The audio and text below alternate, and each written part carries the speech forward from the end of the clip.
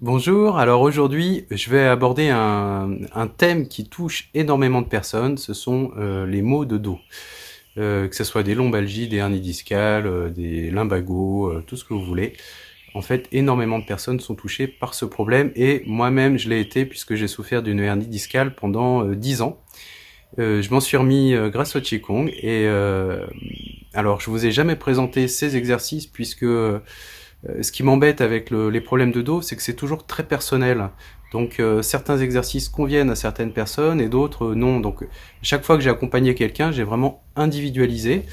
Et je dois avouer aussi que j'avais peur que, en vous montrant des exercices un peu techniques, certains ne cherchent à forcer. Et du coup, il n'y a rien de pire quand on a mal au dos que de forcer, en fait, d'aller dans la douleur. En réalité, il faut toujours rester dans la facilité, puisque le principe, c'est qu'à chaque fois que vous forcez sur une douleur, vous rajoutez des tensions, et les muscles, au lieu de se détendre, de se relâcher, eh bien, ils vont se contracter, et vous ne faites qu'aggraver les choses. Alors, pourquoi je vous présente ça aujourd'hui? Qu'est-ce qui s'est passé? Eh bien, en fait, je m'inspire de vidéos que j'ai trouvées de quelqu'un qui s'appelle Joe Hippensteel.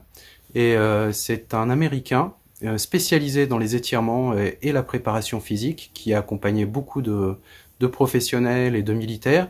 Et lui, son truc, c'est d'aider les gens à éviter les opérations en s'étirant. Vous voyez, toutes les blessures musculaires, en fait, lui, il les fait passer grâce aux étirements. Et du coup, c'est assez, à la fois simple et révolutionnaire. Il a tout un enchaînement d'étirements. Donc là, je vous en présente uniquement 3. Lui, sur les 3, il en conseille un seul pour le mal de dos. Ce sera le deuxième que je vous présenterai. Les autres, c'est moi qui les ai ajoutés, puisque vous verrez le premier, je sais qu'il fait beaucoup de bien, notamment pour les personnes qui perdent... je sais pas si vous connaissez ce problème de dos où on perd la sensibilité au niveau des jambes, on a du mal à marcher du coup.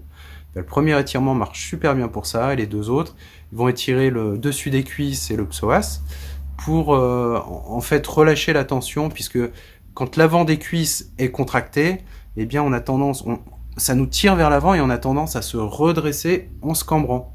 Voilà, tout simplement.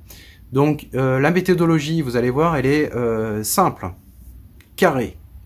3 minutes d'étirement, 1 minute je m'allonge, 3 minutes d'étirement, 1 minute je m'allonge, 3 minutes d'étirement pour chaque exercice. Donc vous n'êtes pas obligé de les faire les 3 à la suite, hein.